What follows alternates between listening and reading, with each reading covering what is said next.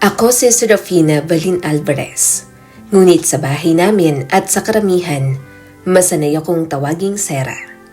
Bihira akong banggitin ng aking pamilya sa mga kakilala nila. Mas madalas, binibida nila ang aking mga kapatid. Halos perpekto kasi sila at pwedeng iparada sa labas. Pwedeng ipagyabang. At ako ang kanilang itinatago dahil ipinanganak akong may bingot. May cleft lip, pangit ang mga labi, at hirap ang magsalita, kaya akala nila, ngongo ako. Binabanggit ng mga tao ang salitang yon na parang kahiya-hiya pang bigkasin. Pero mas okay sa akin na sabihin may bingot ako kaysa tawagin akong ngongo. Naiinis ako kapag may tumatawa sa akin. Maaga kong natutunan na mapapabalik ang tingin ng isang tao sa akin, hindi dahil maganda ako, kundi dahil sa kurba ng aking mga labi. Mayaman kami, pwede naman akong operahan. Kaso muntik na raw manganib ang buhay ko. May allergy ako sa anesthesia, kaya hindi lang talaga itinuloy. Tinanggap ko na rin na habang buhay na talaga akong may bingot. Sera, tawag ng mami ko mula sa pasilyo. Yes po. Sinuri niya ako na para bang florera akong maraming lamat. Huminto ang kanyang mga mata sa bingot ko sa labi. May mga bisitang darating mamaya at ayokong gumala-gala ka. Huwag kang magsuot ng mask kasi mas pansin. Yubuko ko na lang para hindi mapansin. O kaya palagi kang pumunta sa likod ng mga kapatid mo para hindi ka gaanong mapapansin. Opo, Mami. Bawasan mo rin ang pagsasalita, Sera. Dagdag ng aking ina. Mas mabuting isipin nilang ikaw ay tahimik kesa hindi niya na tinapos, ngunit alam ko ang kasunod. Mas mabuting tahimik ako kesa marinig nilang para akong ngongo. Umalis siya at doon ko palang dinama ang sakit. Sinara ko ang pinto at isinandal ang likod doon. Nasasaktan ako sa ganoong setup. Pero kung magpapapansin ako lang din naman ang pagtatawanan. Noong bata pa ako, pilit kong ipinapakita na kaya kong magsalita. Gustong-gusto kong patunayan na katulad ako ng aking mga kapatid.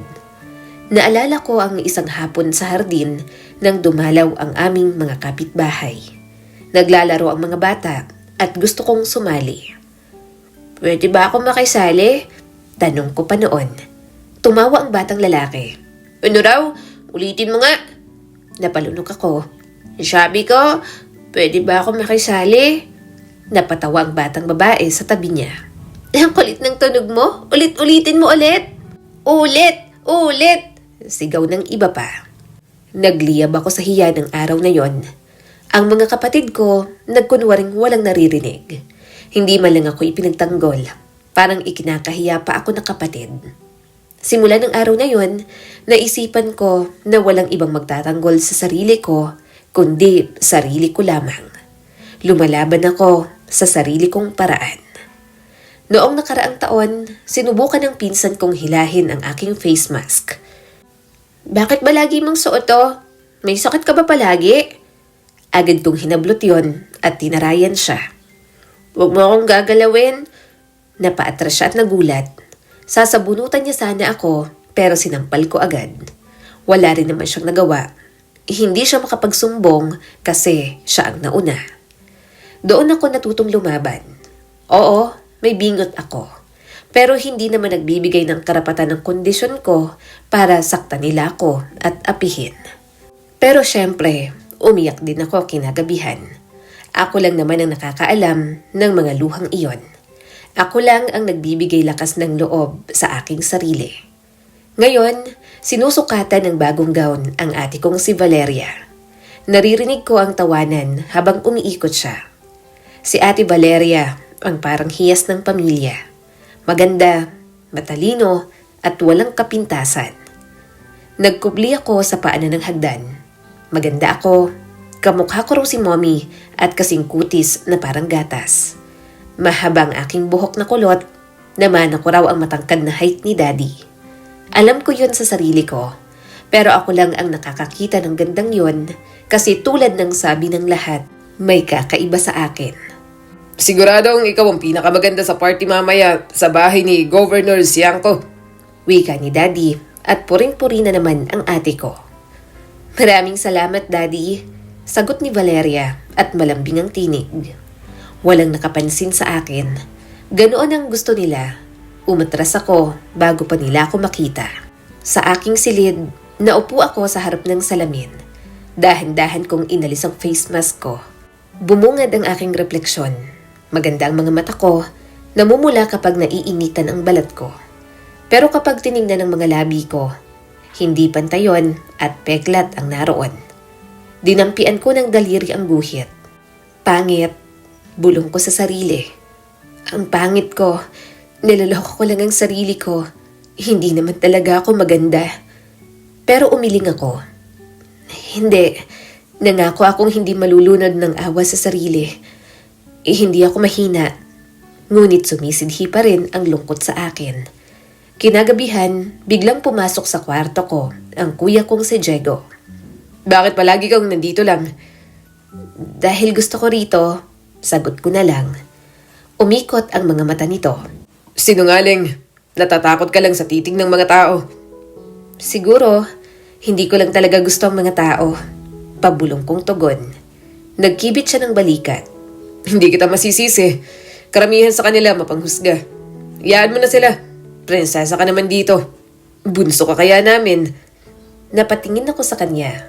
Mabait ang kuya ko. Sa lahat ng pamilya ko, siya ang mabait at si Kuya Diego ang hindi nakakalimot sa akin. Kahit mahilig mang asar, palagi niya pa rin akong ipinagtatanggol. Kinagabihan, lumabas ako sa balkonahe. Pinagmamasdan ko ang mga ilaw ng lungsod sa kabila ng aming gate. Sa ibang dako, may mga taong humahagik-hik, malayong kumakanta at namumuhay ng walang maskara. Ipinatong ko ang kamay ko sa labi. Magaspang pa rin ang peklat doon. Magandang gabi, Ma'am Sarah. Saad ng isang binata mula sa ibaba. Dumungaw ako ron, nakita ko si Sibal, ang anak ng isa sa aming mga kasambahay. Bata pa lang, nakikita ko na siya sa amin. Pero hindi naman kami close. Ang alam ko, sponsor ang mga magulang ko sa pagpapaaral sa kanya. Matagal na kasing kasambahay ang nanay niya sa pamilya namin. Good evening, sagot ko na lang. Matamis naman siyang ngumiti bago bumalik sa ginagawa. Kinabukasan, nagsimula na ang klase ko. Naranasan kong mag-normal school pero hanggang grade 3 lamang. Inaasar kasi ako sa school, kaya nagdesisyon sina mommy at daddy na homeschool na lang ako. Maya-maya'y dumating ang teacher ko para sa lesson. Maikli ang kanyang pananalita at iniiwasang tumingin sa akin. Nang sumagot ako ng malakas at maingat, pinilit niyang ngumiti. Good, sabi niya, ngunit nakita ko ang pagkailang sa kanyang mga mata. Alam kong hindi niya naiintindihan ang isinagot ko. Nanginig ang kamao ko. Mas gusto mo po bang isulat ko na lang? Masyadong halata ang ginhawa nito. Oo, mas maganda nga siguro kung isulat mo. Nang sumapit ang hapon, tapos na ang klase ko. Naririnig ko ang tawanan ng aking mga kapatid, ang papuri ni mommy at ang mga plano ni daddy kung sino ang ipapakita nila sa susunod na gathering. Kailanman, hindi nababanggit ang pangalan ko. Gusto kong sugurin sila, isigaw na naririto rin ako. Pero hindi ko ginawa kasi kung magpupumilit ako, pare-pareho lang kaming mapapahiya. Bago matulog, pumasok ang pinsan kong si Camila. 7 taong gulang pa lang siya at wala pang alam sa kalupitan ng mundo. Bakit gusto mong suot yan? Tanong niya at tinuturo ang face mask ko.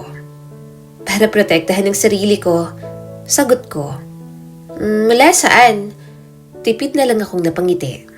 Mula sa mga taong hindi nakakaintindi. Tumango naman siya. Pero naiintindihan kita, ikaw naman si Ate Sarah. Halos mapaluha ako. Pero niyakap ko na lang siya ng mahigpit. Sana ganoon din ang makita ng lahat. Sana kaya rin siyang intindihin ng maraming tao. Wala akong kaibigan. Wala akong gaanong nakakasalamuhang mga tao. Kaya nahilig ako sa pagbabasa ng mga kwento at aralin. Matalino ako pero hindi ma-appreciate ng mga magulang ko dahil nga may bingot ako. Naalala ko ang palengke noon, 10 taong gulang ako nang sumama ako kay Yaya Leia. Gusto kong bumili ng mangga mag-isa. Patunayan na kaya ko. Nakatayo ako sa pwesto, bahagyang nakatabingi ang face mask ng araw na yon. 1 kilo po, sabi ko. Napakurap ang tindero saka lumapit. Ano? 1 kilo po, inulit ko. Lalong lumaki ang kanyang ngiti. Sabihin mo ulit. Malakas.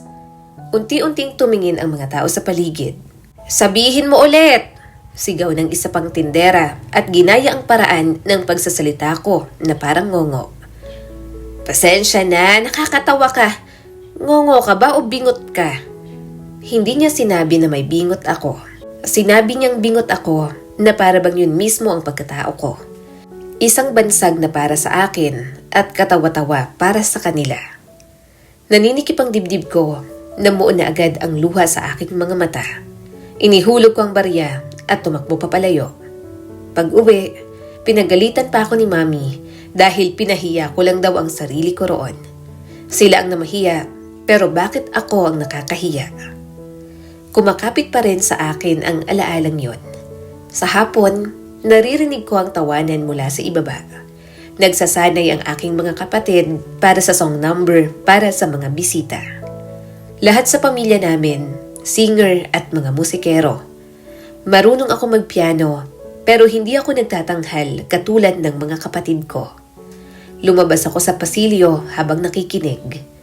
Napansin ako ni Kuya Diego mula sa ibaba. Sarah, halika. Ikaw ang magpiano para sa amin. Sigaw ni Kuya at nakangiti pa sa akin. Kumislot ang puso ko.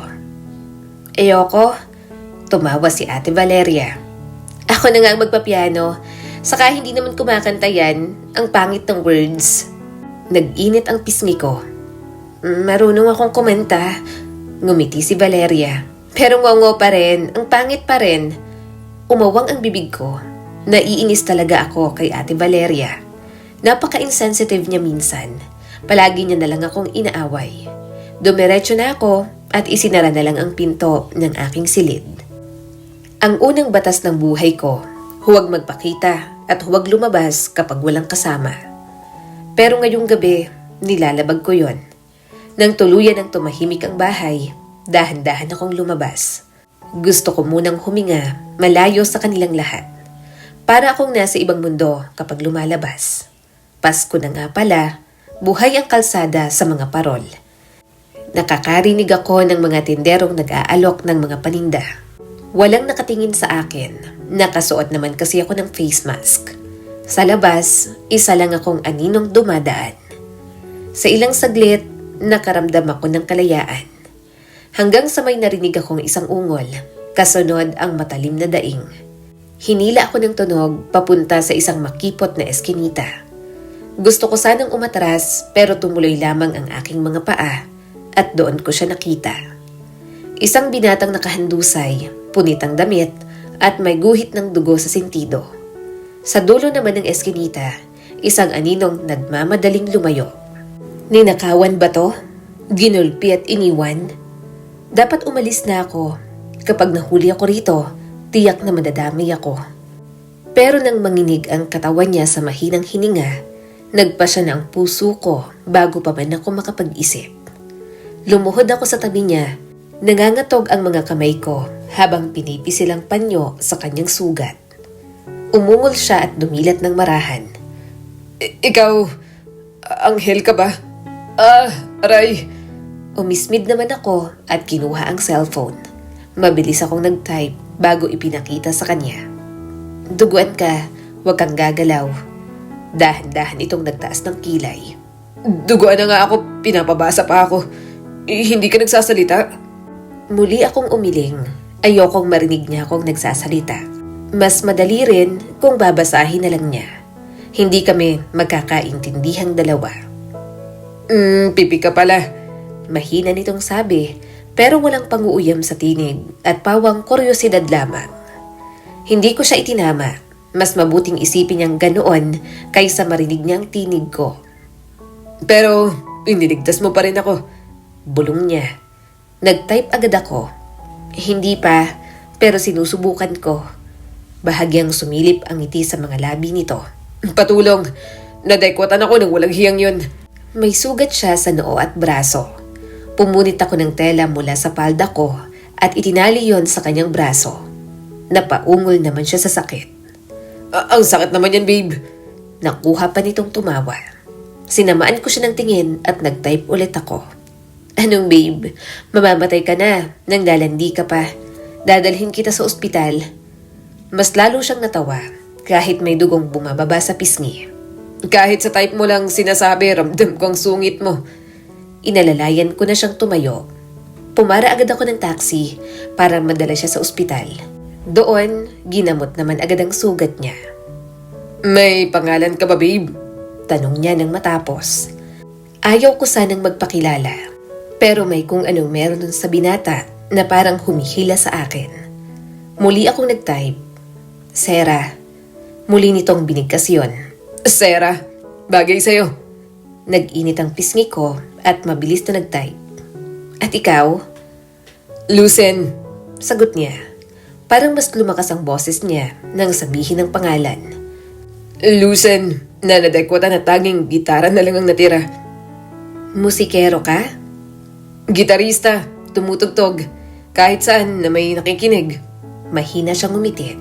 Minsan pa nga, kahit walang nakikinig. May kung anong hapdi sa loob ko.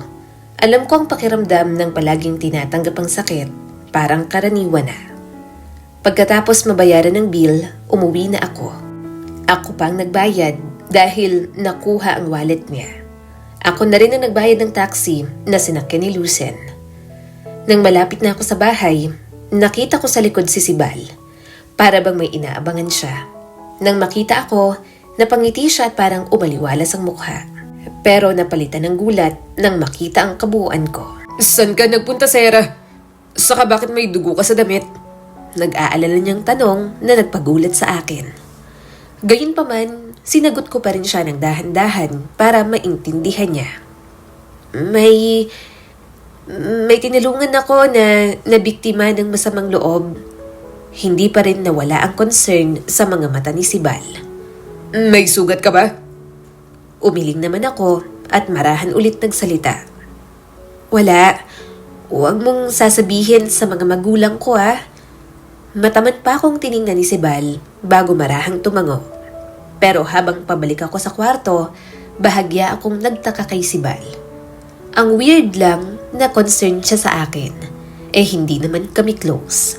Pero nang makapaglinis at makahiga sa kama, si Lucen ang mas nanatili sa aking isipan kaysa kay Sibal. Hindi ko inakalang muli ko pa siyang makikita. Makalipas ang 3 araw, nang muli akong lumabas pagsapit ng dapit hapon, naroon siya. Hi, babe. Palabirong sabi nito. Akala ko hindi na kita makikita. Mabilis ang tibok ng puso ko. Bubukasan ang aking bibig pero muling sumara. Munti ko nang makalimutan, ayokong marinig niya ang boses ko. Kaya sa halip, kumuha ako ng cellphone mula sa bag. Nanginginig ang mga daliri habang nagtatay. Hindi ka pa dapat lumalabas, may sugat ka pa. Inilahad ko yon, dumaan ang kanyang mga mata sa screen.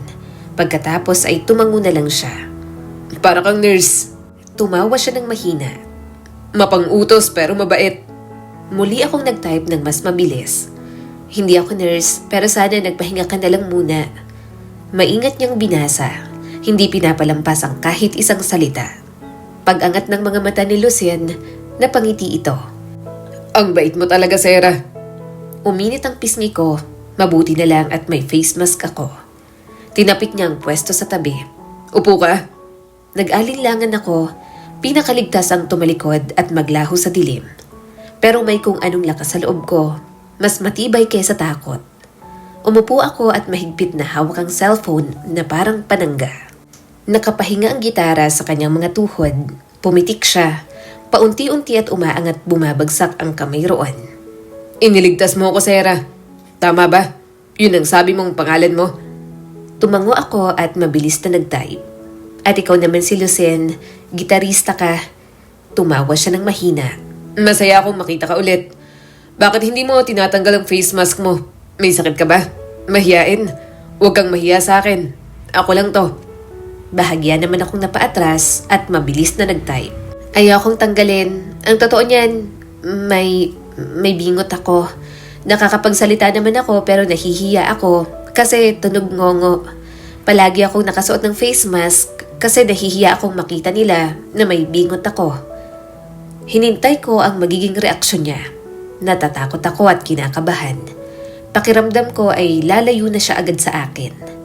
Pero hindi yun nangyari. Nginitian niya lang ako at sinabing, Hindi ka dapat nahihiya sa sarili mo. Wala ka namang ginagawang masama. Pareho kaming natahimik. Gusto kong magsungit pero natutuwa ang puso ko sa sinabi niya. Maya-maya'y binalot kami ng musika. Sa sandaling yon, dumaan lang ang mga tingin ng tao. Walang tumuturo, walang bulungan. Normal lang naman kasi ako na nakasuot ng face mask, pero higit doon, ginawang normal ni Lucien ang presensya ko.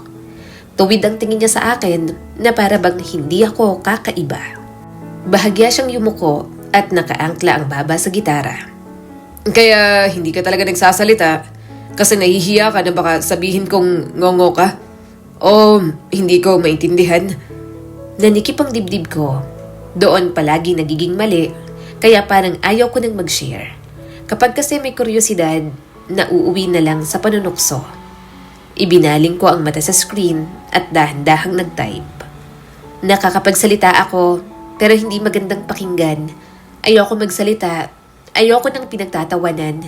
Nakikipag-away ako kapag tinatawanan ako. Binasa niya yon, dahan-dahan, para bang sinusubaybayan ng mga labi ang bawat letra. Nang tumingin siyang muli, hindi awa, hindi rin pagtataka, kundi pag-iisip. Feisty woman. Humarap siya sa akin. Baka sa iba hindi okay. Pero makikitid lang ang mga utak ang pagtatawanan ka dahil sa kondisyon mo. Napakurap ako. Hindi ko alam kung totoo ang sinasabi niya, pero hindi ko mapigilang maniwala. Ayoko magsalita, lalo na sa mga estranghero. Ginagaya kasi nila ang paraan ko ng pagsasalita. Kapag ngongo ang pagkakadinig nila, gagawin din nilang ngongo ang mga salita nila na para bang magkakaintindihan kami. Nakakainsulto lang talaga. Sa pagkakataong yon, naglakas ako ng loob na magsalita. Pinagtatawanan ako palagi. Kumunot ang noo nito. Malamang ay hindi naiintindihan ang sinabi ko, kaya inulit ko na lang. Napangiti naman si Lucien. Hayaan mo na sila. Mga wala silang magawa sa buhay. Nandito naman ako, babe. Sinamaan ko siya ng tingin. Masyado nang nasasanay si Lucien sa pagtawag sa akin ng babe. Gayunpaman, hindi ko mapigilang mapangiti. Bago kasi sa akin ang pinaparamdam niya, kaya parang nakakahumaling at mahirap pigilan. Matagal pa kaming nanatili roon. Masaya akong kausap siya. Pakiramdam ko, nagkaroon ako ng isang kaibigan. Nabanggit ko rin sa kanya na mula kami sa lahi ng mga musikero. Nang sinabi ko sa kanya na isa akong Alvarez, manghang-mangha siya. Kayo yun, di ba? Napatakip ito sa bibig. Wow, Sarah. Talented ang pamilya nyo. Ang nanay mo dating Miss Saigon. Ang papa mo dating OPM singer and composer. Ang kapatid mong babae, magaling tumugtog ng cello at kumakanta sa mga opera. Ang kuya mo naman, Sarah, part ng isang global group na itinetrain pa lang, di ba? Tipid na lang akong napangiti. Kilala talaga ang pamilya namin bilang entertainers at sa larangan ng music. Ako lang naman ang walang maipagmamalaki at hindi kayang ipagyabang ng aking mga magulang. Iniba ko na lang ang usapan at mabilis na nag-type. Anong klaseng musikang tinutugtog mo? Kung anong gusto ng tao. Kaswal na sagot ni Lucien. R&B songs, old ballad, minsan rock, minsan sumusulat ako. Pero hindi yun kumikita. Napangiti naman ako. Patugtugin mo ako ng isa. Nagtaas siya ng kilay. Request mula sa'yo, Sarah. Tumango agad ako. Gusto kong iba ang pag-usapan namin. Umalis ako sa amin para makahinga at makalayo sa kanila. Ayokong sa paglabas ko, tungkol pa rin sa aking pamilya ang maririnig ko. Muling nag-strum ng gitara si Lucien at sinabayan ng pagkanta. Napangiti naman ako sa mabagal, malambing at may tinatagong damdaming awitin niya. Nang matapos si Lucien, may bahagyang palakpak mula sa paligid pero nakatuon lang siya sa akin. Almost home ang tawag dito. Matagal ko nang hindi tinutugtog para sa iba. Nag-type ako. Maganda.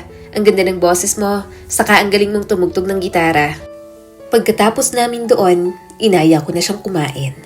Medyo nagugutom na rin kasi talaga ako. Inaya naman ako ni Lucien sa kainan na masarap ang sisig. Hindi ako kumakain sa ganoong lugar, pero ayaw ko namang maging killjoy sa trip niya. Masarap dito. Masarap ang sisig dito. Siguradong mapaparami ka ng kain dito. Nakangiting sabi sa akin ni Lucien. Tumangon naman ako at ngumiti na lang din. Habang kumakain, medyo nahihiya ako kasi natanggal na ang face mask ko. Mabuti at nasa dulo kami ng lamesa. Pero hindi lang naman yun ang pinoproblema ko. Pakiramdam ko, napapatitig sa akin si Lucien. Feel ko tuloy, naiilang na siya ngayong nakita niya na ang bingot ko sa aking labi. Pasensya ka na, marahan kong sabi. Nadidistract ka ba? Kumunot ang noo ni Lucien. Saan? Hindi Saka kahit may bingot ka, maganda ka pa rin naman. Bakit nga pala hindi mo pina-opera? Mayaman kayo, di ba?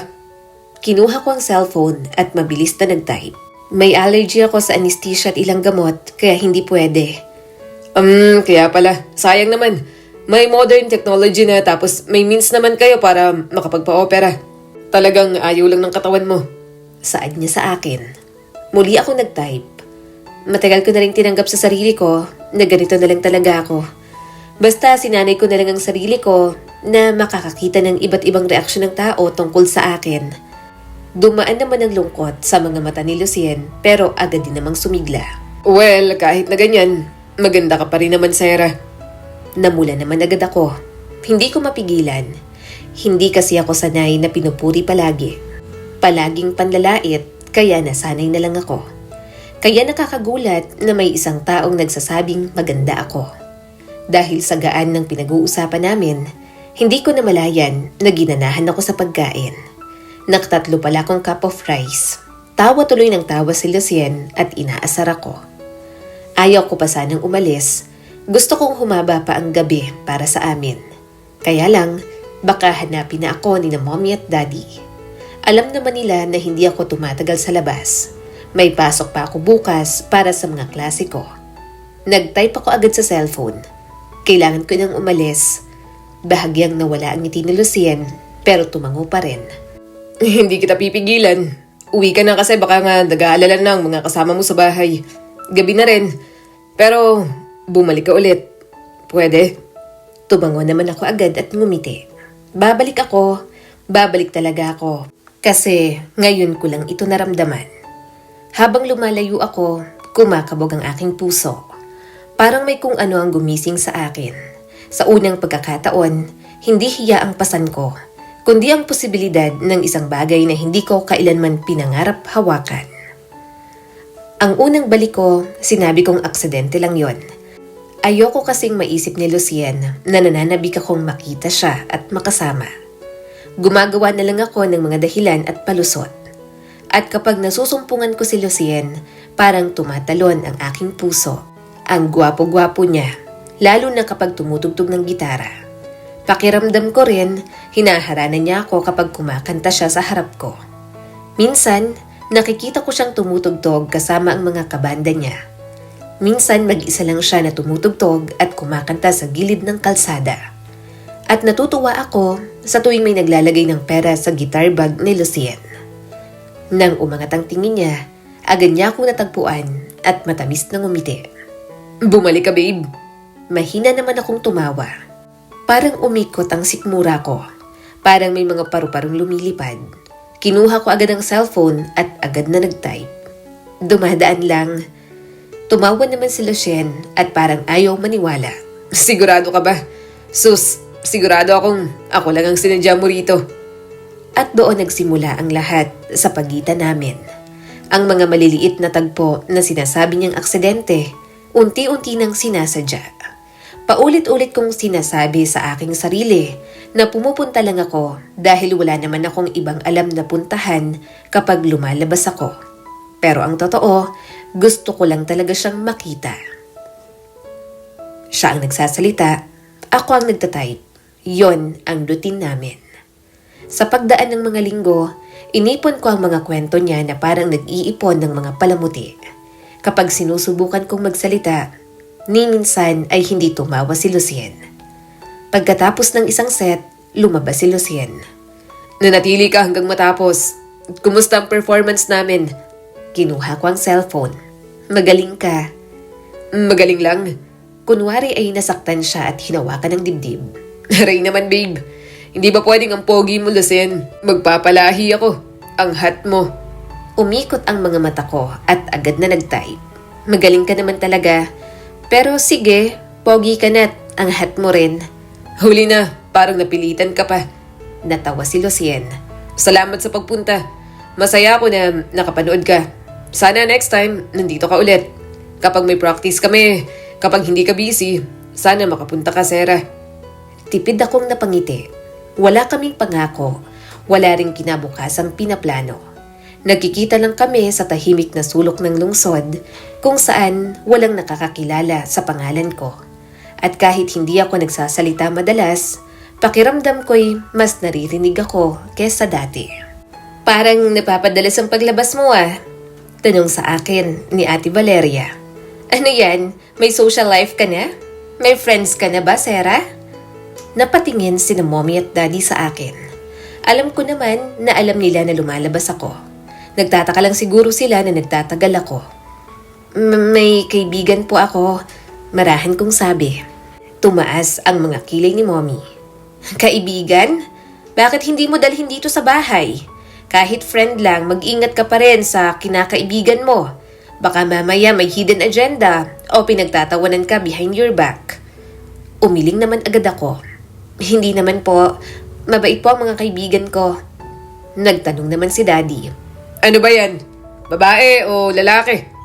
Lalaki po. Napatingin ulit sila sa akin. Kung nandito si Kuya Diego, isa pa yung overreacting. Napabuntong hininga na lang ako. Mabait naman po si Lucien, Daddy. Safe naman po siya. Hayaan niyo na lang po ako. Ngayon lang po ako lumalabas at nakikipagkaibigan. Hindi niya rin po ako pinagtatawanan, kaya wag po sana kayong maghigpit sa akin. Pakiusap ko sa kanila. Sandaling natahimik si Daddy, pero tumangon na rin naman. Fine, pero bantayan mo ang sarili mo.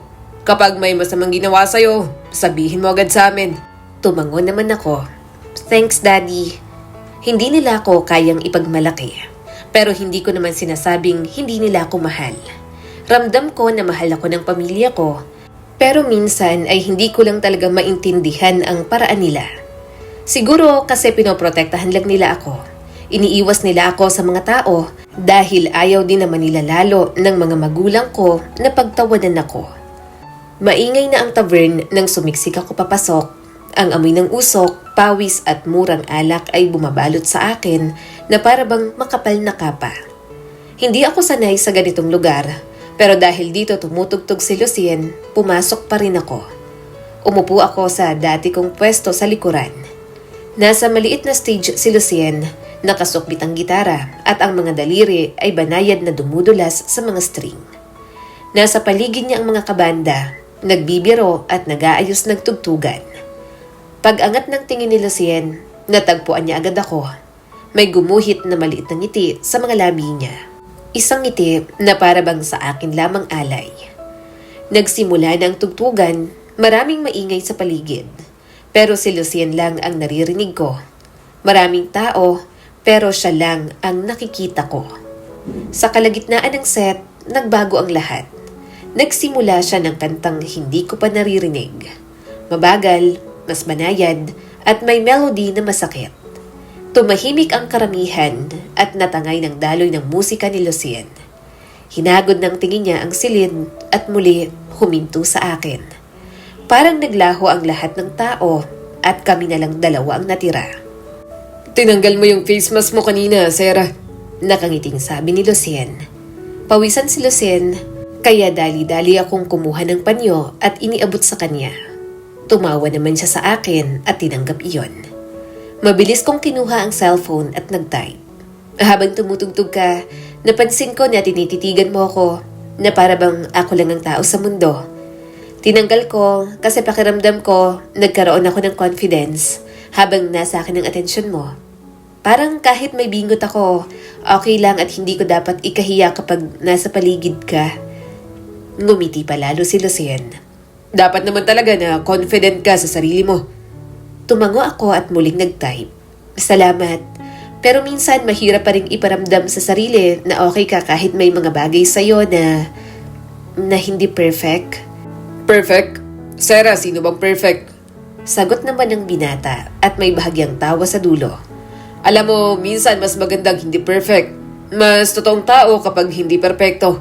Huwag mong itago ang tunay na ikaw. Hayaan mong makita ng mundo kung sino ka. Kahit may bingot, kahit may imperfections, basta confident ka, mas lalong magandang aura mo. Habang nagtatype ako, ramdam ko ang tibok ng puso ko, kasabay ng ritmo ng musika. Siguro, kaya ako natutong maging matapang dahil nandito ka. Parang natututo akong maging okay sa sarili ko dahil sa'yo.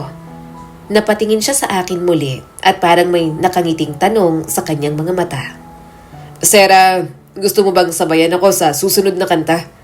Ikaw ang mag-keyboard para sa akin. Napangiti ako, medyo nagulat sa kanyang alok. Sabayan ka? Paano naman kung magkamali ako?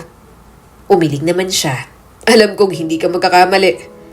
Tumango ako at sa loob ng tavern na puno ng ingay, ramdam ko ang kakaibang katahimikan. Parang musika lang at si Lucien ang bumabalot sa akin.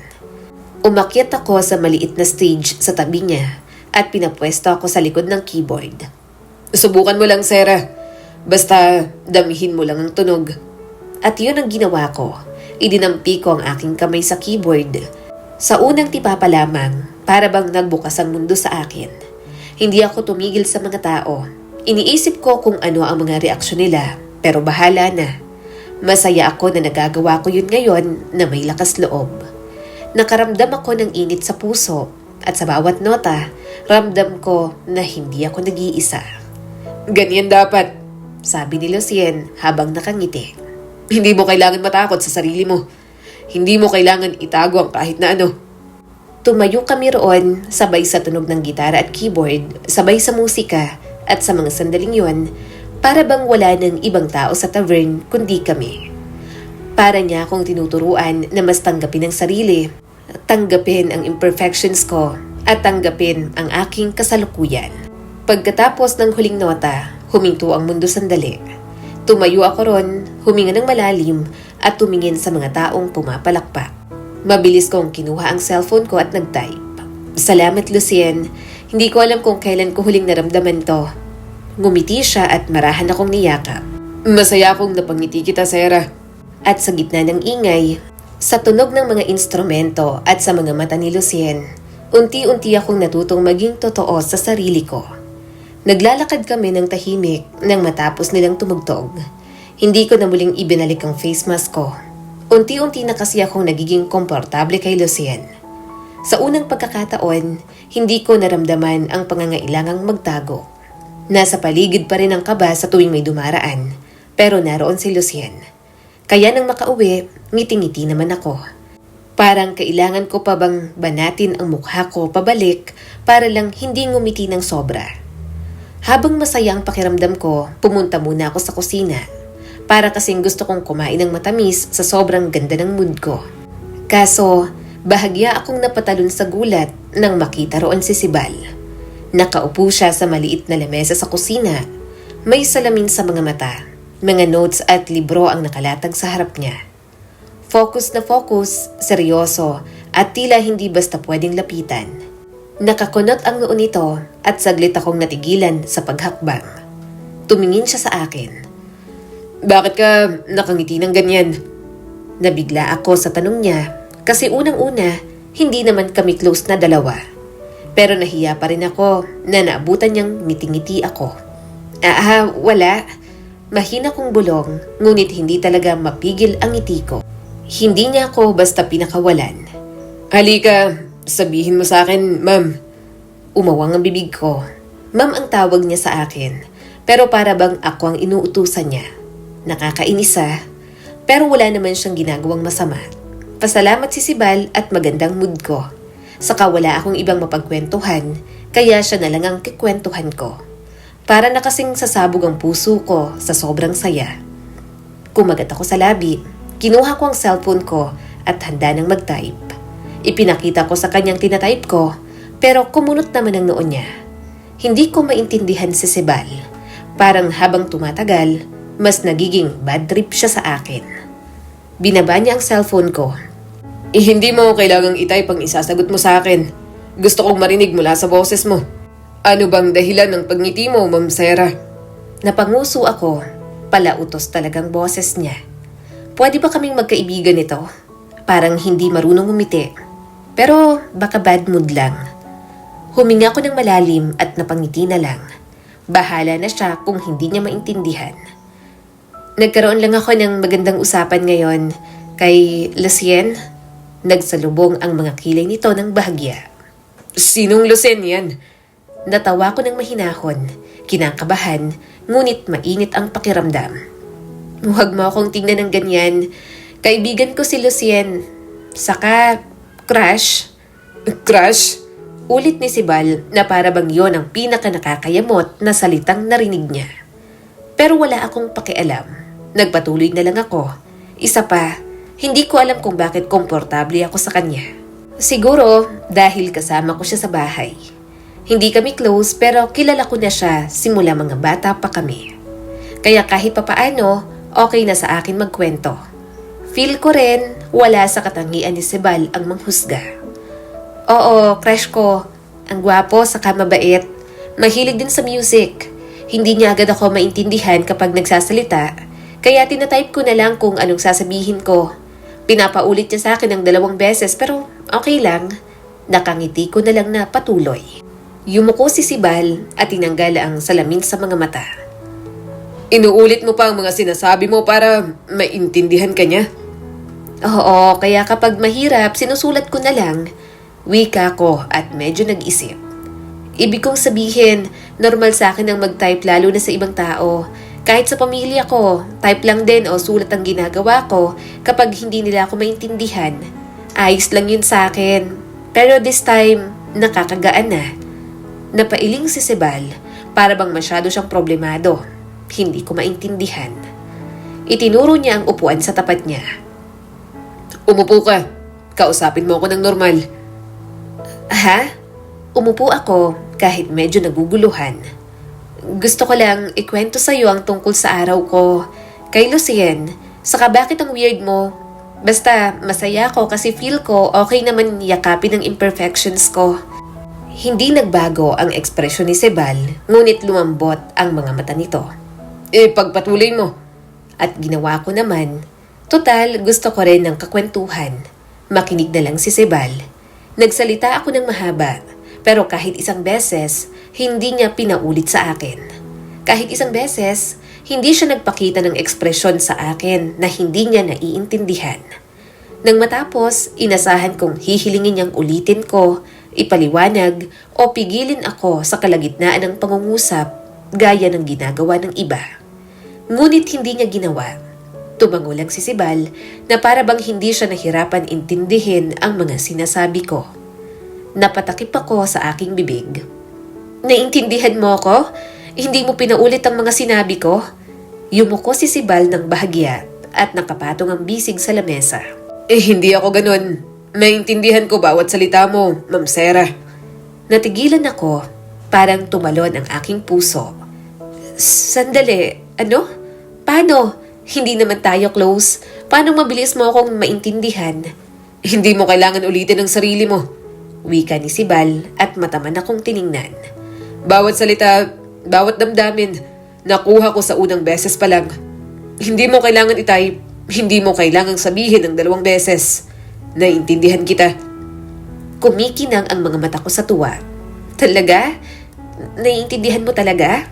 Oo. Umupo ako ng bahagya at labis na namangha. Dumagsa ang mga iniisip ko. Hindi ko pa naranasan yon. Hindi sa pamilya, hindi sa mga guro, hindi kay Lucien. Wala ni isa sa tunay na nakinig sa unang pagkakataon na hindi pinipilit ulitin o itama. Ramdam ko ang luha sa mga mata, ngunit pinigilan ko agad yon. Nagugulat pa ako pero natutuwa rin dahil hindi ko kailangan mag-adjust para sa isang tao. Talaga? Naiintindihan mo nga ako? Mahina kong bulong, halos hindi makapaniwala sa sarili ko. Hindi lang ang salita ko. Ako, dati ka bang ngongo sa past life mo? Biglang nabago ang seryosong mukha ni Sibal. Pinipigilan pa nga niya ang sarili ng umiti. Kaso, nang huling tumingin sa akin, napahalakhak na lang siya. Napahalakhak na rin ako. Naiintindihan kita. Ewan ko, hindi ko alam kung bakit. Siguro, kasi lagi kong naririnig ang boses mo nung bata pa ako. Basta ang masasabi ko lang, pagdating sa akin, Ma'am Sarah, wala kang mga salitang kailangan ulitin. Naiintindihan kita. Mas lalo akong napangiti. Sarah na lang, simula ngayon, friends na tayo ah. Inilahad ko ang kamay ko sa kanya. Matama niya naman yung tiningnan. Parang ayaw pang tanggapin. Kaya natatawa ko nalang kinuha ang kamay ni Sibal at inalog iyon. Friends na tayo. Kapag hindi ka busy, hanapin mo lang ako ah. Kwentuhan tayo. Bilin ko pa sa kanya. Tipid namang napangiti si Sibal. Sige, Sarah. Gusto ko rin na makakwentuhan ka. Sa mga lumipas na buwan, naging tuloy-tuloy ang pagkikita namin ni Lucien. Ang unang pagkakataon na hinawakan nito ang aking kamay, munti ko nang bawiin. Magkatabi kaming nakaupo ng sandaling yon. Hindi niya ako tinitingnan nang dahan-dahang dumampi ang kanyang mga daliri sa akin. Para bang wala lang, halos walang saysay. Ngunit nang nanatili ang kanyang palad sa ibabaw ng sa akin, kumirot ang dibdib ko. Hindi mo inaalis. Mahina niyang sabi na para bang sinusubok ako.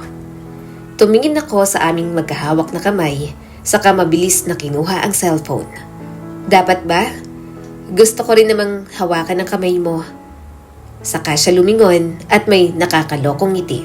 Kung ganon, palagi na nating hawakan ang kamay ng isa't isa. Ginugol ko ang halos buong buhay ko sa pagtatago. Matagal na akong pinagmamasdan ng mga tao.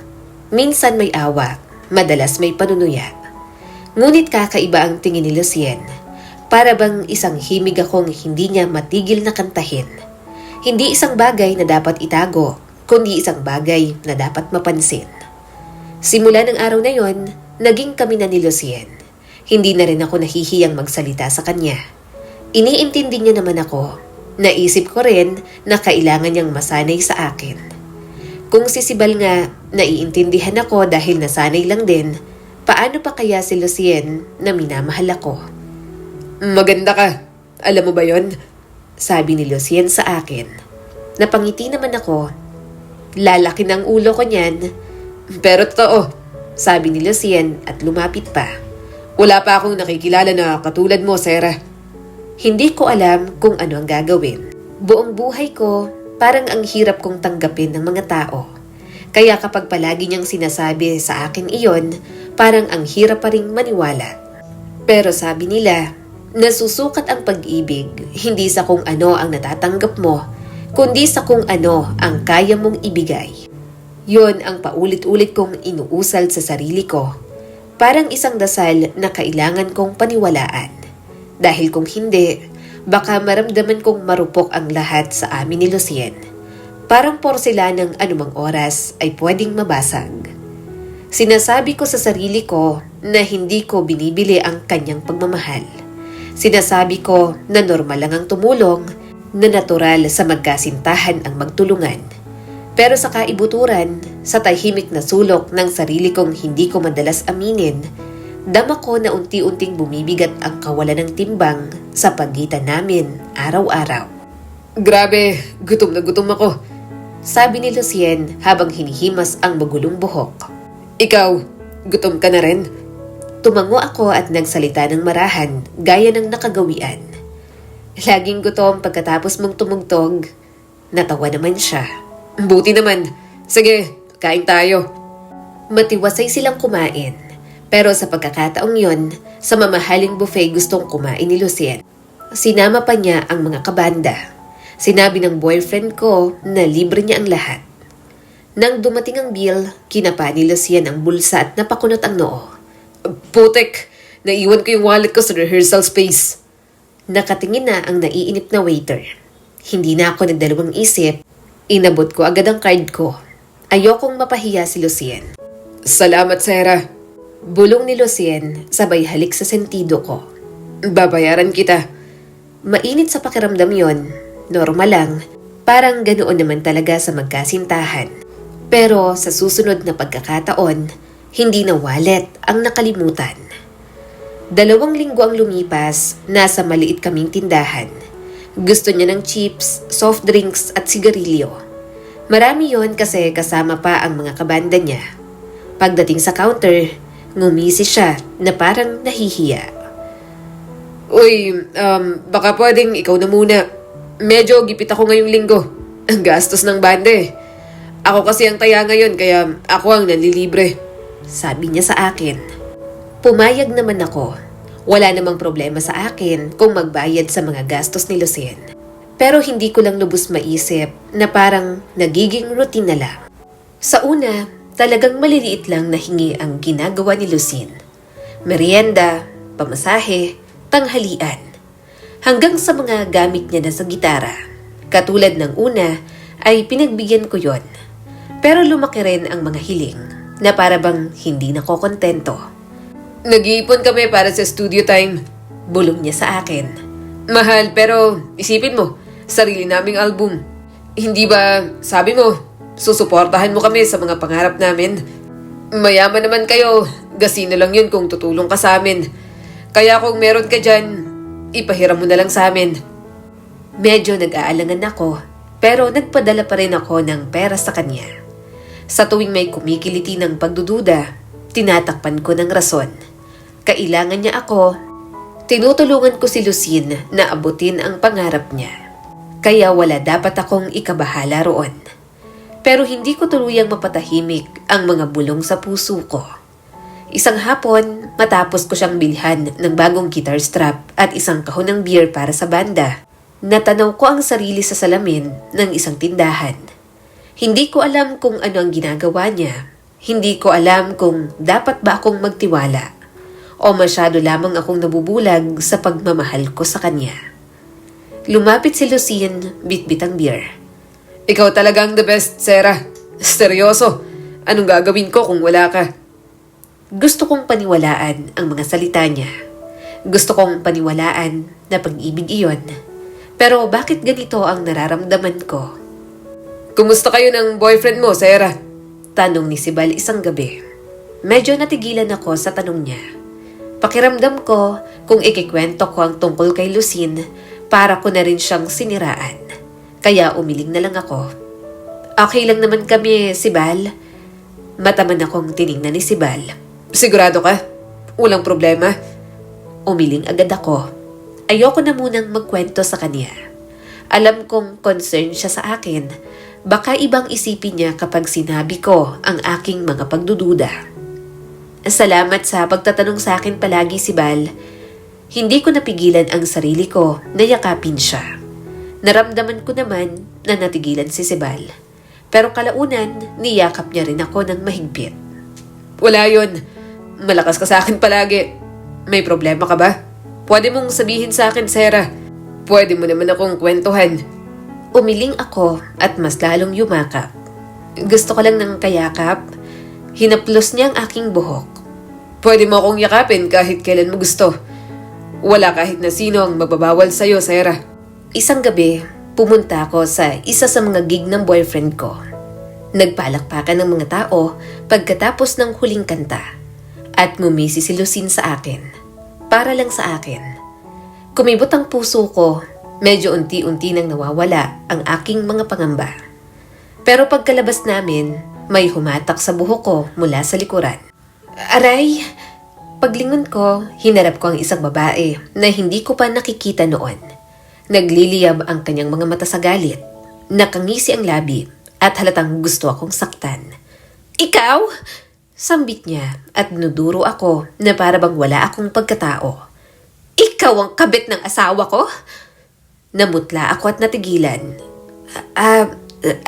Ano? Sino? Alam mo kung sino ka? Sigaw niya sa akin. Akala mo makakaloko ka sa asawa ko? Akala mo hindi ko malalaman? Nahulog ako ng bahagya. Nanginginig ang mga kamay ko. Ngunit sinubukan kong panatilihing matatagang boses. Hindi ko maintindihan ang sinasabi mo. Lumaki ang mga mata niya at tumawa.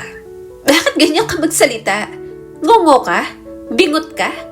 Lucien, seryoso ka ba? Ginawa mong kabit ang babaeng to? Etong bingot na to? Pinagpalit mo ako, ha? Sinubukang pigilan ni Lucien ang babae. Ano ba, tama na? Huwag kang mag-iskandalo rito. Ako pa? Ako pa talaga? Hoy! Ako ang asawa mo, Lucien. At ang babaeng bingot na yan, ang kabit mo? Nakaka-insulto ka?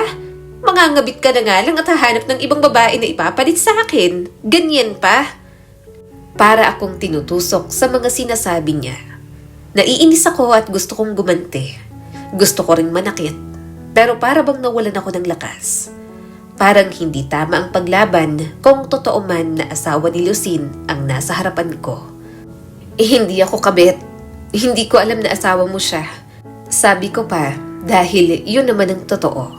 Pero hinila pa rin niyang buhok ko at mas lalo akong napahiya sa harap ng mga tao. Asawa ako ni Lucien. Alam mo bang ibig sabihin nun? Alam mo ba na may anak kami? Anak na babae? Namutla ako at tumulo ang luha. Wala naman akong alam. Nagsinungaling si Lucien sa akin. Pinaniwala ako sa mga salita niya na para lang sa akin. Nanlamig ang sikmura ko at hindi ko alam kung paano tatakasan ang lahat ng yun. Pero sobra-sobra na ang pagkapahiya ko sa lahat ng ito.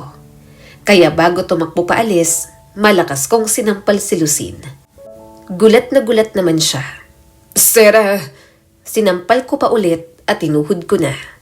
Agad siyang napaluhod pero wala akong pakialam. Sana mabaog na siyang manloloko at manggagamit.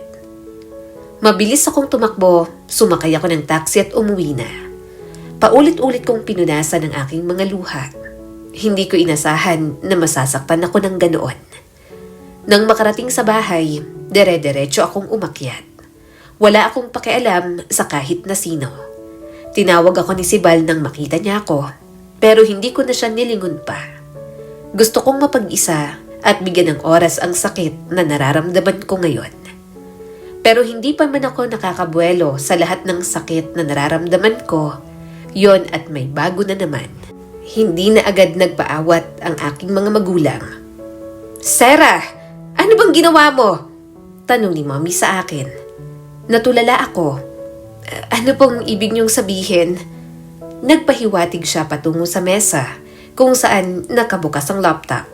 Nakapos ang screen sa isang video na nagpabigat sa aking dibdib. Nandoon ang away namin ng asawa ni Lucien. Viral! Dahil alam nilang galing ka sa pamilya natin. Sarah! Pinahiya mo ang pamilya natin! Halos pasigaw na sabi ni Mommy. Alam mo ba kung ano ang sinasabi ng mga tao sa online? Mga panunuya, chismis. Pinaghirapan natin ang reputasyon natin. At ikaw, wala akong ginawang mali. Depensa ko agad. Hindi ko alam na may asawa na si Lucien. Wala kang ginawang mali? Sumingit ang boses ng mommy ko. Nandoon ka sa public, mag-isa. Hindi mo man lang sinabi sa amin na may boyfriend ka na. Nakipag-boyfriend ka sa isang lalaki na halos hindi mo pa nakikilala. Ilang buwan pa lang yan, di ba? Anong ginagawa sa'yo, Sarah? Bakit ka ginawang kabit?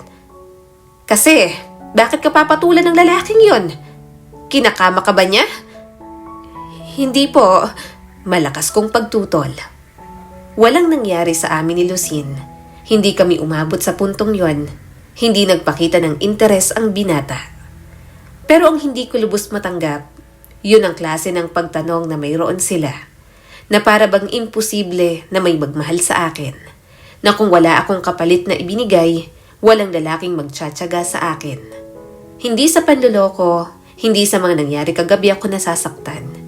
Kundi sa mga ipinamukha ni na mommy at daddy sa akin.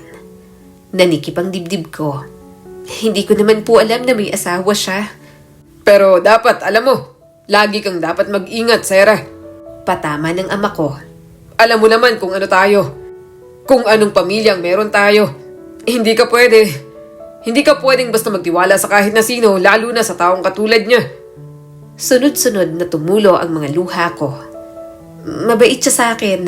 Nakinig siya sa akin. Pinaramdam niya na may halaga ko kahit minsan lang. Kaya masisisi niyo ba ako? Hindi niyo na iparamdam sa akin. Kaya masisisi niyo ba ako kung bakit may naging mabait sa akin? Kahit nga itong mga sinasabi ko sa inyo, hindi niyo naiintindihan. Kasi kapag ngongo itong naririnig niyo, pinapatigil niyo ako palagi. Bumaha pa rin ang disappointment sa mukha ni Mommy. Wala akong pakialam sa nararamdaman mo ngayon. Ang amin, pinahiya mo ang pamilya natin. Hindi. Hinampas ko ang aking dibdib. Pakinggan niyo ako. Nasasaktan ako. Hindi niyo man lang tinanong kung okay ba ako. Nakikinig ba kayo sa akin? Napapansin niyo ba ako? Nakikita niyo ba ako? Umawang ang bibig ni Daddy. Alam kong nababagabag siya sa emosyon na ipinakita ko at mga sinabi. Nakikita ka namin. Pinoprovide namin ang lahat sa'yo. Pinoprotektahan ka namin. At kahit gano'n, nagdadala ka pa rin ng gulo sa pamilya na to. Ang amin lang naman, mag-ingat ka dahil hindi lahat ng tao ay mapagkakatiwalaan. Umiling ako at napahikbi na parang bata. Hindi niyo ako nakikita. Sa lahat ng taon, itinago niyo ako. Sinabihan akong maging tahimik, magsuot ng face mask, manatiling hindi nakikita, at pumunta sa likod ng mga kapatid ko. At ginawa ko. Sumunod ako. Naging tahimik, nakatago, at para saan?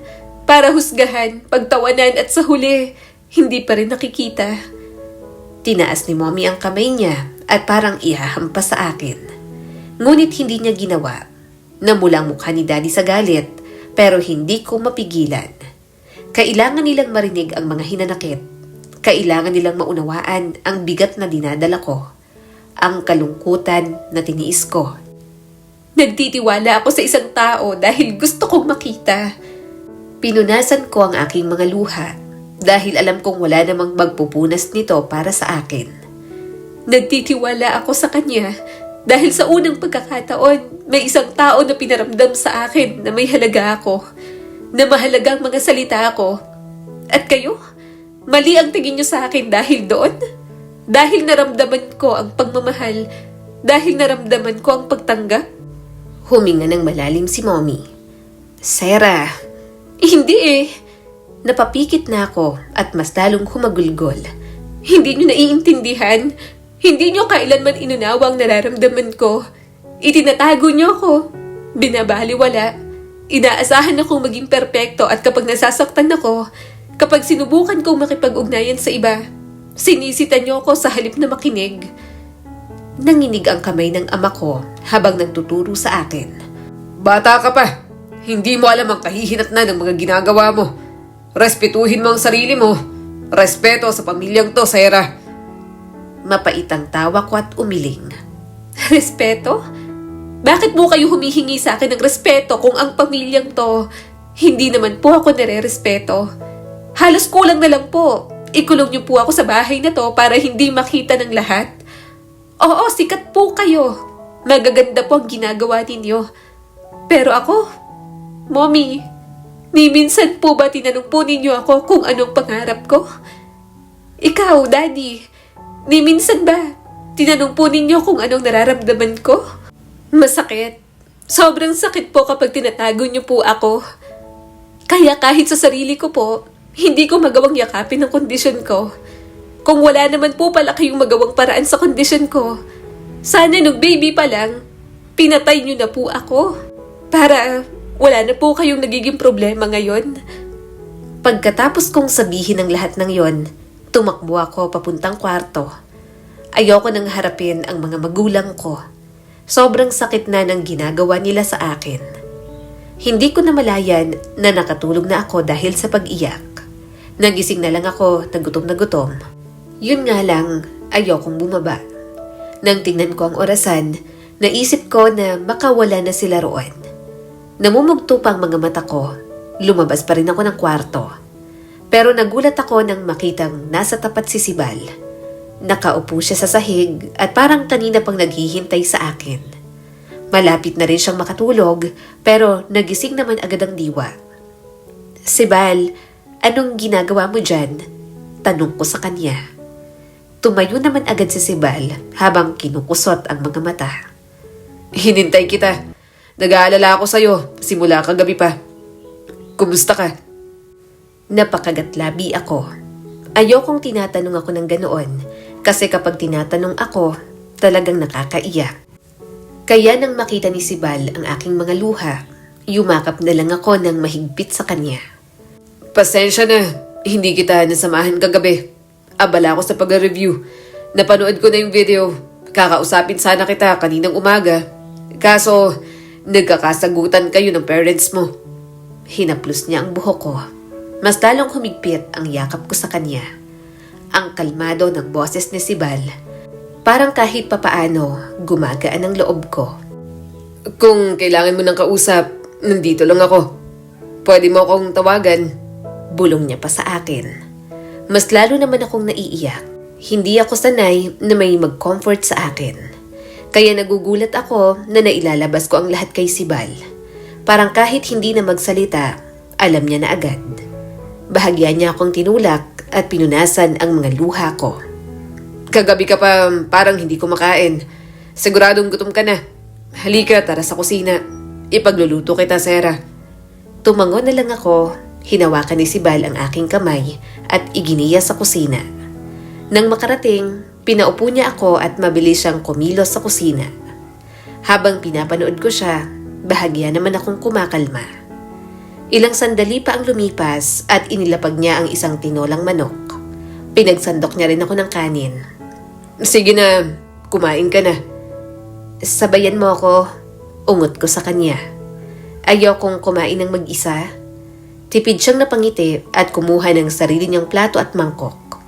Tahimik kaming kumain. Pero kahit ganon, sapat na yun sa akin. Bahagya na akong kumakalma at nawala na ang tensyon sa aking katawan.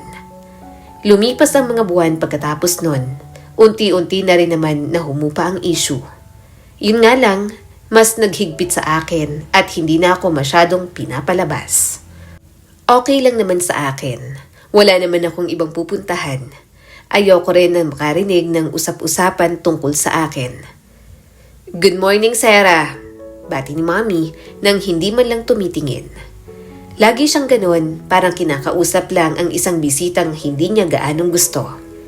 Bahagyan niyang sinipat ang aking mukha bago muling umiwas ng tingin. Umupo ako sa tapat niya. Morning po. Hapon na kahapon at hindi ka dumalo sa class mo, sabi ni Mommy. Tumawag si Mrs. Luna. Homeschooled ka na nga lang, kaya sana ayusin mo naman ang pag-aaral mo. Hindi mo dapat pinapabayaan. Sorry po. Tinitigan ko siya. Tinitigan niya naman ang mga bulaklak. Nanatili kaming ganoon hanggang sa tumikhim siya at kumuha ng panibagong tangkay. Sabihin mo na lang kay Mrs. Luna na magre-reschedule ka. Wika niya sa huli. At tandaan mo lagi ang sinasabi ko, Sarah. Wala munang paglabas. Kung lalabas man, dapat may kasama ka. Tumango na lamang ako. Simula ng sagutan na yon, kahit isang sorry, wala akong naririnig kina Mommy at Daddy. At hindi na ako umaasa ron dahil kahit ano namang sabihin ko, hindi pa rin nila maiintindihan. Para hindi na ako mapagsabihan at wala silang makitang mali, nag-focus na lang ako sa pag-aaral. Halos hindi na ako kumakain para lang mag-aral ng mag-aral. Isang gabi, habang palubog na ang araw, may kumatok sa pinto. Pumasok si Sibal na may dalang tray. Sabi ni Nanay, hindi ka raw kumain ng tanghalian. May dala akong pagkain para sa'yo. Niluto ko. Hindi ako gutom, sagot ko naman. Pero salamat. Napailing naman siya. Umuusok pa ang mangkok dahil sa ulam. 3 araw ka nang nakakulong dito. Hindi ka naman ganyan dati. Puro ka aral tapos hindi ka naman kumakain. Alam kong marami kang hinanakit sa mga magulang mo at marami kang problema. Pero sana huwag mong pabayaan ang sarili mo, Sarah. Narinig ko ang usapan nyo ng mga magulang mo. Siguro iniisip mo na sana'y nawala ka na lang. Pero hindi yan ang solusyon sa lahat. Sarah, buhay ka. Kasi marami pang plano ang Diyos para sa'yo. Tinitigan ko siya. Hindi ko talaga alam kung bakit ang bait-bait niya sa akin. Gusto kong ibigay ang buo kong tiwala, pero natatakot na ako dahil sa ginawa ni Lucine. Pero si Sibal naman siya. Sibal na kahit noong bata pa, kilala na ako. Sibal na kahit hindi ako tuwid magsalita, naiintindihan pa rin ako sa paraang hindi niya pinapaulit sa akin. Okay lang naman ako. Hindi naman ako nagpapakamatay. Mahina kong sabi. Wala lang talaga ako sa mood kumain ngayon. Hindi naman siya natinag. Alam kong nasasaktan ka. Hindi ba't sabi ko na kapag may problema ka, pwede kang tumakbo sa akin. Pwede mo kong tawagan kahit kailan. Pupunta agad ako para sa'yo. Bumaling ako sa bintana. Salamat. Sandali siyang nanatili. Hindi mo kailangan mag-isa. Pwede kitang damayan sa kahit na ano. Kailangan ko munang mag-isa si Bal. Nabasag ang tinig ko sa huling salita. Umalis ka na lang muna. Please, Sibal. Walang nagawa si Sibal kundi ang umalis. Nanatili ang amoy ng dala niyang pagkain sa akin. Pinagmasdan ko hanggang sa nawala ang usok, saka ko yon itinulak papalayo. Gusto kong mag-move on agad-agad. Pero hindi naman bato ang puso ko. Minahal ko naman si Lucine. Minsan, natatagpuan ko na lang ang sarili ko sa gabi. Hinahalungkat ang mga old messages namin sa isa't isa. Kaso kapag binabasa ko yon at naalala ko na may asawa na pala siya, para akong dinudurog. Gusto ko sanang i-delete pero hindi ko alam kung bakit hindi ko magawa. Pero ang mga taong lumalapit sa akin, hindi naman talaga ako totoong gusto. Gusto lang nila ang kaya kong ibigay. Walang nananatili para sa akin. Binasa ko na lang yon ng paulit-ulit hanggang sa maubos ang mga luha ko. Isang araw, may bago na namang teacher si Sarah na magtuturo sa kanya sa economics. Pilit siyang nakikipagkwentuhan sa professor habang nag-aayos ng mga papel. Matalino ka, Sarah, sabi niya. Pwede kang maging ano man ang gusto mo. Naisip mo bang mag-universidad? Hindi po. Wala akong balak sa college. Iniisip ko na wala rin namang tatanggap sa akin na kumpanya. Kaya hindi na ako masyadong nangangarap. Kung ano na lamang ang iwan ng mga magulang ko, yun na lang ang path na tatahakin ko. Lumipas ang mga linggo, mas maaga na akong bumabangon. Hindi dahil sa sigla kundi para umiwas sa tao. Kumakain na ako ng mag-isa, nakapatay na rin ang cellphone ko para mapigilan kong mag-check sa social media. Kapag kumakatok si Sibal, hindi ko na lang sinasagot. Ayoko na muna ng kausap. Kapag nagtatanong ang mga kapatid ko kung may sakit ako, nagkukunwari akong tulog. Ayoko na kinukumusta ako. Ayos lang ako, bulong ko sa sarili. Ayos lang. Parang habang lumilipas ang mga araw na inilalayo ko ang aking sarili, doon ako nakakaisip ng mga masasamang bagay. Para kasing wala na rin namang pag-asa. Ayoko na talaga. Sarah! Bulalas ni Sibal nang makita ako. Pinakita ko sa kanya na kalmado lang ako. Bakit? Namumula ang mga mata ni Sibal at parang naluluha na. Tiningnan niya ang energy drink na iinumin ko na sana. Akin na! Humigpit ang hawak ko sa bote. Ha? Gusto mo rin? Akin to. Kumuha ka na lang sa ref. Para bang hindi siya makahinga ng maayos. Para bang nahihirapan siyang makita ako. Lalampasan ko na sana. Kaya lang, hinawakan ni Sibal ang braso ko. Mabilis niyang kinuha ang energy drink at ibinato sa lababo. Sumabog ang laman nun. Mabuti na lang at nasa labas ang mga kasambahay. Ano bang ginawa mo? Bakit mo binato ang energy drink ko? Malakas kong sigaw sa kanya. Kasi, bakit ang pakialamero niya? Bumagsak ang mga luha ni Sibal. Anong problema ko? Ikaw ang problema ko, Sarah. Ilang linggo na kitang tinititigan at pinagmamasdan. Alam ko ang gagawin mo. Iinumin mo yon. Natigilan ako sa pag-aralgal ng boses niya. Hinawakan ni Sibal ang mga braso ko. Halatang desperado at mapaghanap ang mga mata sa akin. May lason yon. Nakita kong nilagyan mo ng cleaning agent ng silver. Bakit? Please, Alam kong sobrang bigat ng kalooban mo. Pero tama na. Mag-uusap tayo. Hihingi tayo ng tulong. Please, wag ganito. Huwag mong parusahan ang sarili mo. Bakit alam niya? Hindi ako nagpahalata. Magaling akong umarte na okay lang ako. Matagal ko nang ginagawa yon. Hindi niya dapat nalaman. Sino ka ba? Sino ka? Huwag kang mangialam. Tumalikod ako at kukuha pa sana ng energy drink, pero niyakap niya ako ng mahigpit. Si Bal. Mas humigpit ang yakap niya sa akin at parang ayaw na akong pakawalan. Sino ko? Bakit tinatanong mo? Ikaw ang may gustong magkaibigan tayo, di ba? Magkaibigan tayo. Pwede mong sabihin sa akin ang lahat. Alam ko, naiintindihan kita. Akala mo walang nakakaintindi sa'yo. Pero ako, alam ko lahat ng sakit na nadarama mo. Hindi tayo malapit sa isa't isa.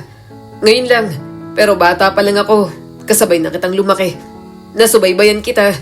Nakita ko lahat ng turing nila sa'yo, maging ng pamilya mo. Kaya naiintindihan kita. Please, makinig ka. May magmamahal pa sa'yo. May makakaunawa. Huwag kang panghinaan ng loob. Sunod-sunod na tumulo ang mga luha ko habang nakatulala. Naiintindihan ko ang mga sinabi ni Sibal.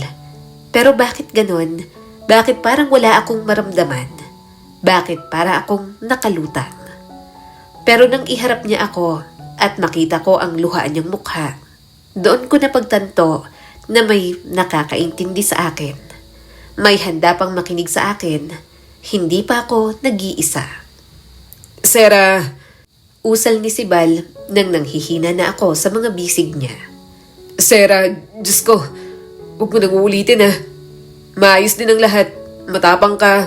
Kaya mo to. Alam kong palaban ka sa buhay. Hihingi tayo ng tulong. Nanginginig na hinalikan ni Sibal ang aking sentido. Hinayaan ko na lang nang binuhat niya ako. Naghihina na kasi talaga ako. Nang dalhin ako ni Sibal sa aking kwarto, hindi siya umalis hanggang sa nakatulog ako. Nagising na lang ako na may pagkain sa bedside table.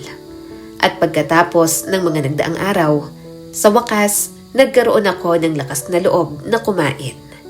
Tumutulo ang aking mga luha sa sabaw, pero wala na akong pakialam. Tuloy-tuloy lang ako sa pagsubo na para bang bibigyan ulit ako nun ng bagong pag-asa. Maganda bang libro? Tanong ni Sibal nang makita akong nagbabasa. May inilabas itong plastic. May dala akong penoy at balut para sa'yo. Kumakain ka naman ito, di ba? Tipid akong tumango. Oo, na suka na maraming sili. Napangiti naman si Sibal.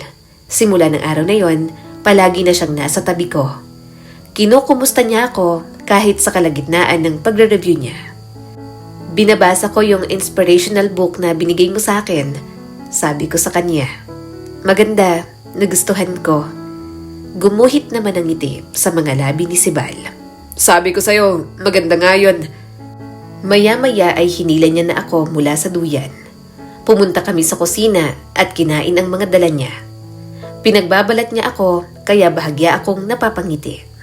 Ang bait-bait ni Sibal sa akin. Sayang at hindi kami naging malapit simula mga bata pa lang. Baka sakaling mag-best friends na kami ngayon. Sana lang talaga hindi niya ako saktan at wala siyang masamang intensyon. Nagpatuloy si Sibal sa pagsasalita. Nang ilagay niya sa harap ko ang unang binalatang penoy. Tungkol sa anak ng mga ngalakal, na akala niya'y mabibili niya ang kaligayahan, pero hindi niya kaya at iniwan siya ng lahat. Kahit akala niya'y tamang lahat ng ginagawa niya.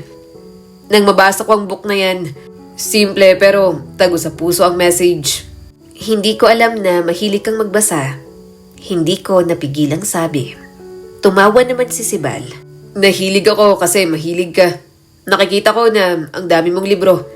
Na-curious ako nung bata ako kasi parang mas gusto mo pang kausap ang mga libro mo kaysa sa akin. Doon ko naintindihan na masaya palang magbasa ng libro. Okay na din kasi naging matalino ko at lumawak ang reading comprehension ko. Hindi ko napigilang mapangiti. Scholar nga pala siya ng parents ko. Kahit kurso, hindi ko man lang alam kung ano ang kinukuha niya. Ano nga pala ang kinukuha mong course? Tanong ko. Napangiti naman agad si Sibal. Education. Gusto ko kasi talagang maging guro, Sarah. Mabuti nga at nabigyan ako ng scholarship ng mga magulang mo. Deserve mo rin naman. Matalino ka, mabait, magaling, saka mapagmahal na anak sa nanay mo. Hindi naman maawat ang mga ngiti ni Sibal. Talaga? Alam mo yun? Mahina na lang akong natawa. Gumagaan ang loob ko kapag nakakausap si Sibal. Hindi mabigat ang aura niya at palagi na rin nakangiti sa akin. Kapag nga kausap ko siya, hindi ko naaalala na may bingot ako. Normal na lamang akong kinakausap, hindi kailanman pinaramdam na may mali sa akin. Sa mga lumipas na araw, kumukonsulta na rin ako sa therapist. Kailangan kong ayusin ang takbo ng aking isipan. Nahihiya ako kay Sibal na nakita niya pa yon. Nahihiya rin ako sa sarili ko at pati sa Diyos na naisip kong wakasan na lang ang aking buhay. Hindi alam ng parents ko na nagpapatherapy ako. Ayokong malaman nila at kung malaman man nila, gusto kong gawin nila ng kusa at hindi dahil lang pipilitin ko sila. Kasi unti-unti ko na rin namang tinatanggap na maayos ang sarili ko depende sa pagtanggap sa mga bagay na hindi ko na mababago pa. Isa pa, may kasama naman ako. Kahit na alam kong naaabala ko siya, talagang nagpupumilit pa rin siyang sumama sa akin. Sana next time, ako na lang, huwag ka nang sumama, puyat ka at pagod. Nahihiya kong sabi. Tumawa naman si Sibal. Ayos lang. Gusto ko naman tong ginagawa ko. Gusto kong samahan ka. Malapit na ang graduation mo, di ba? Gusto kong bumawi sa'yo. Ibibili kita ng damit at sapatos. Umiling agad si Sibal. Wag na. Ako na. May pera naman ako. Sige na, regalo ko na rin sa'yo. Please? Napakagatlabi si Sibal. Parang ayaw pa niyang pumayag. Kaso wala siyang nagawa sa akin. Ako pa rin ang nasunod. Pero ako sa pagkain na. Kain tayo sa labas. Nakangiting sabi ni Sibal. Kaya rin pinilit kong sumama sa'yo kasi gusto kong makakain kasama ka. May pera naman ako. Nag-ipon ako. Kaya ako ang magbabayad Natawa na lang ako at marahang tumango. Sa shop, pinili ko si Sibal ng damit. Tinatanggihan pa nga kapag nakikita niya ang price. Kaya yon at nagtagal kami. Parang bawat bibilhin ko para sa kanya, kapag nakitang mahal ay nagyayaya na palabas ng shop. Tawa na lang ako ng tawa sa reaksyon niya. Pagkatapos naming mamili, nagulat ako na dinala niya ako sa Chinese restaurant na favorite kong kainan. Alam kong medyo mahal doon, kaya baka hindi niya kayanin. May budget ako. Alam kong favorite restaurant mo to, kaya dito kita dinala. Saka hindi ako papasok dito na kulang ang pera ko. Sabi ko nga, nag-ipon ako para rito. Saka, first date natin to. Ha? Tanong ko kasi pahina ng pahina ang boses niya. Parang ayaw pa nga niyang iparinig sa akin. Umiling naman si Sibal at ngumiti sa akin. Wala. Mula noon, hindi ko na maiwasang mapansin si Sibal palagi. Palagi niya kasing pinaparamdam sa akin na mahalaga ako. Kapag nagkakasalubong kami sa pasilyo, simple siyang bumabate. Pero busy siya lately, kaya hindi ko na masyadong nakikita sa bahay. Pero hindi naman pumapalya ang pagme-message niya. Kapag nauupo ako sa ilalim ng puno sa likod ng bahay at may hawak na libro, dumarating siya, umuupo sa tapat at hinahayaang magsalita ako ng gusto ko. At kapag nagsalita ako, palagi niya akong nauunawaan. Marami rin akong napagtanto sa tuwing nakakasama ko si Sibal. Hindi katulad ni Lucien, hindi humihingi si Sibal. Hindi niya ako inuubos, hindi tulad ng pamilya ko, hindi siya umiiwas o nagtatago. Hanggang sa dumating ang pag-amin. Sarah, Tawag sa akin ni Sibal. wala ka bang nararamdaman para sa akin? Bahagya akong natigilan sa tanong niya. Kumunot ang aking noo. Hindi ko kasi alam kung ano ang tinutumbok ni Sibal. Nararamdaman ng ano? Tanong ko sa kanya. Napabuntong hininga si Sibal. Manhid talaga.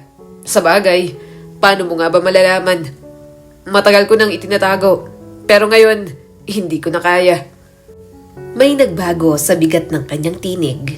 Isang tahimik na paninindigan at parang alam ko na kung ano yon. Anong hindi mo kayang itago? Dahan-dahan siyang huminga, saka niya sinabi. Ang pagmamahal ko sa'yo, Sarah. Parang umikot ang mundo ko, para kasing hindi totoo. Nakatitig lang ako sa kanya. Baka mali lang ang narinig ko. Ano? Anong sinabi mo? Halos pabulong ang boses ko. Hindi natinag ang titig niya. Mahal kita, Sarah. Mula pagkabata, mahal na kita.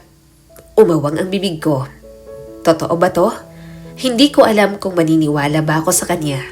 Para kasing imposible na mamahalin ako ni Sibal. Sibal, may bigot ako. Paalala ko sa kanya. Namungay ang mga mata ni Sibal. Oh, tapos, di mamahalin ko rin yung bingot na yan. Nag-init agad ang pisngi ko sa kanyang mga sinabi. Parang mas kinilig pa ako na mamahalin niya yung bingot ko kesa sa confession niyang mahal niya ako simula pagkabata. Kung nagjo-joke ka lang, tigilan mo na to. Hindi nakakatawa. Mataman kong sabi. Sarah, hindi rin nakakatawa na umaamin ako ng feelings sa'yo. Tapos, sasabihin mo lang na joke. Hindi na ako nakapagsalita sa mga sinabi niya. Seryoso ba siya? Nananaginip lang ba ako? Kaya sinampal ko siya ng mahina. Aray! Daing agad ni Sibal. Suminghap naman ako. Wah, totoo nga. Mahal mo ko? Oo nga. I love you to na ba yung sampal mo? Natatawan niyang tanong. Sarah, seryoso ako. Kung hindi mo ako mahal, okay lang. Magsisikap ako na mahalin mo rin ako. Manliligaw ako tapos paghihirapan kita. Sira ulo ka. Kapag minahal mo ako, habang buhay na akong ganito. Napangiti naman si Sibal. O edi maganda. Ang cute mo kaya magsalita. Para kang bata. Kung sakaling mag-asawa tayong dalawa, kapag napaiyak kita, tatamaan agad ako ng konsensya kasi kawawa kang umiyak. Parang gusto ko nalang mag-sorry kahit ikaw naman ang mali. Pinipigilan ko ang ngiti. Hinampas ko na lang siya sa dibdib.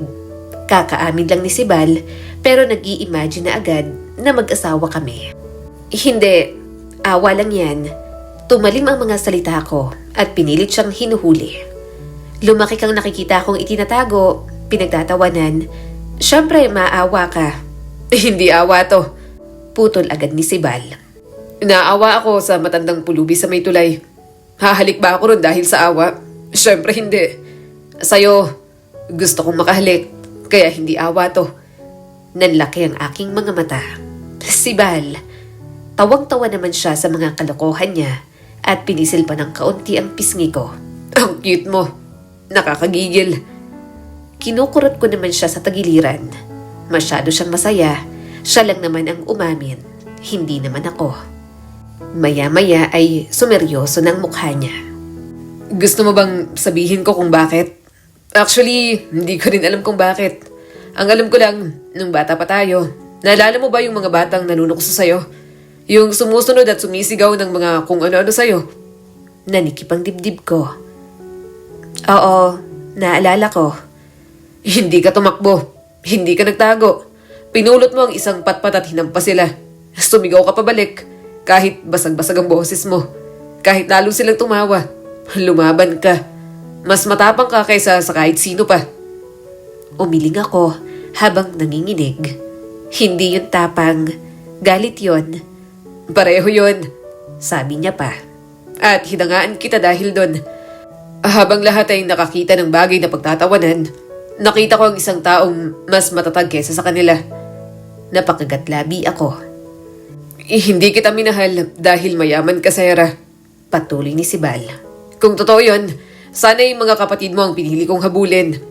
Minahal kita kasi ikaw si Sarah. Hindi ko na napigilan. Ako nang humalik sa kanya. Gulat na gulat naman si Sibal at pulang-pula. Sarah, ano? Mahal din kita, Sibal. Salamat sa pagiging totoo mo sa akin. Sa pagmamahal mo. Salamat sa pagiging karamay mo. Kasi palagi kang nandyan. Naluluha naman siya at sinapo ang mukha ko. Nang siyang humalik sa akin, parang sasabog na ang puso ko sa saya. Sa wakas, nakahanap na ako ng taong magmamahal sa akin at tatanggap. Hindi man ako magustuhan ng lahat, sapat na sa akin ng isang tao. At alam kong sisibal yon na binigay sa akin ng Diyos. Ang kwentong ito ay nagpapaalala sa atin na tao pa rin ang mga taong may kapansanan. Maaring may kulang sa kanila, pero katulad natin, nilikha din sila ng poong may kapal. Kaya sana huwag na nating pagtawanan o laitin ang mga taong katulad ni Sarah. Dahil parang pinagtawanan na rin natin ang Diyos na siyang lumikha sa atin. Muli, ako po si Skylar Guro at sana'y may bago na naman kayong natutunan sa kwento natin ngayon. Maraming salamat po.